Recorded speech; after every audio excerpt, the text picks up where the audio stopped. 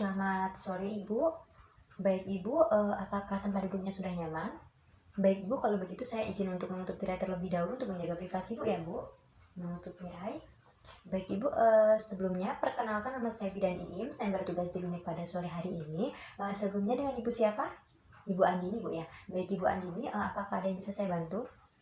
Baik Ibu, di sini nanti saya akan membantu Ibu menjelaskan tentang suntik kombinasi Bu ya. Nanti di sini saya prosedurnya akan menjelaskan beberapa keterangan tentang suntik kombinasi, seperti ada pengertian, ada jenisnya, ada manfaat dan kerugian di suntik kombinasi itu sendiri, ada wanita yang diperbolehkan dan wanita yang tidak diperbolehkan melakukan suntik kombinasi itu sendiri, dan masih banyak lagi Bu ya.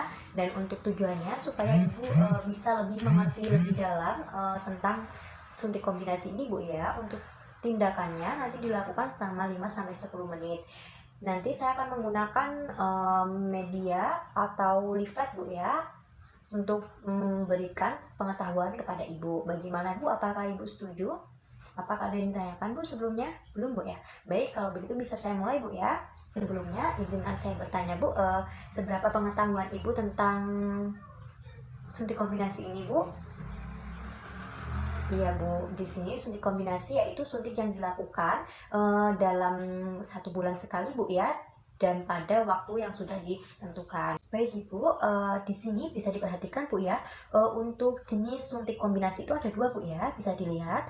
Yang pertama ada 25 mg depomedroksiprogesteron asetat dan 5 mg estradiol sipionat. Ini digunakan untuk suntik 1 bulan 1 kali secara intramuskular Bu ya.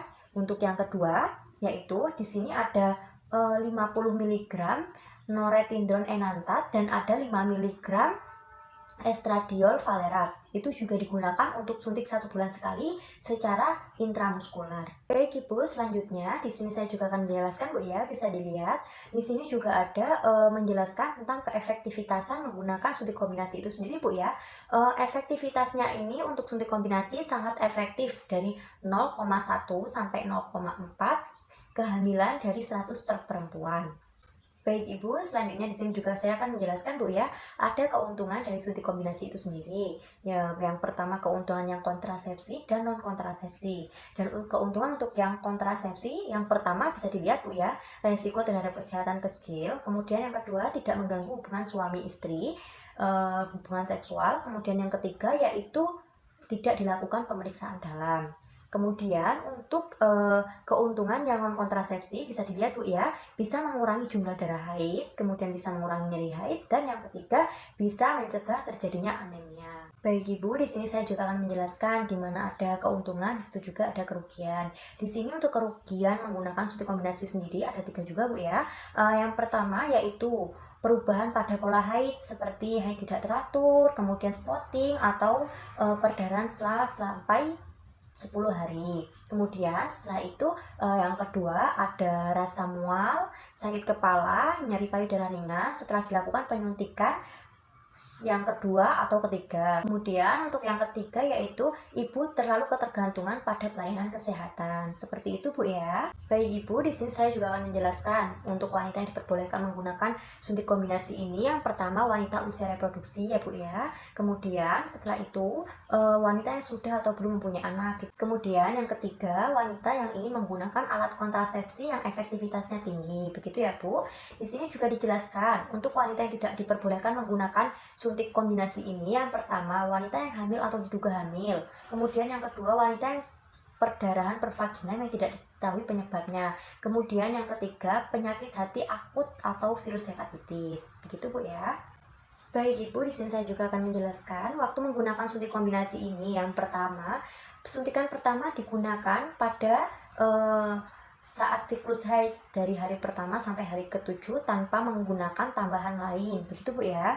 Kemudian untuk yang kedua, apabila suntikan pertama diberikan pada setelah selesai 7 hari siklus haid, maka Ibu tidak diperbolehkan untuk melakukan hubungan seksual terlebih dahulu atau menggunakan alat kontrasepsi lainnya selama 7 hari. Begitu Bu ya.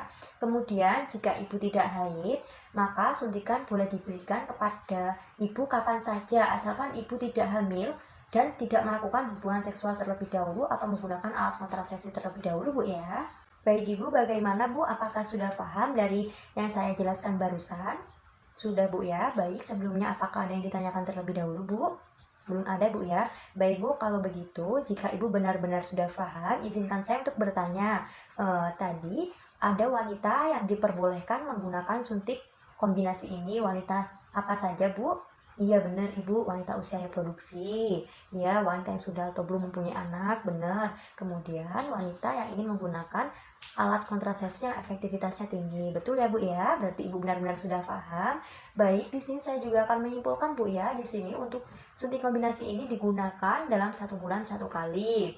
Dan untuk jenisnya tadi ada 2 Bu ya. Efektivitasnya juga 0,1 sampai 0,4 kehamilan dari 100 perempuan, begitu Bu ya. Ibu sudah paham Bu? Sudah Bu ya. Baik Ibu, ini penjelasan yang dapat saya sampaikan. Ibu bisa berkomunikasi terlebih dahulu atau meminta izin terlebih dahulu kepada Pak suami Bu ya, bagaimana kelanjutannya. Baik Bu, kalau itu saja yang bisa saya sampaikan. Ibu bisa datang kembali setelah Ibu sudah mantap ingin menggunakan KB suntik kombinasi ini Bu ya. Baik Ibu, kalau begitu saya izin mendokumentasikan Bu ya. Terima kasih Bu.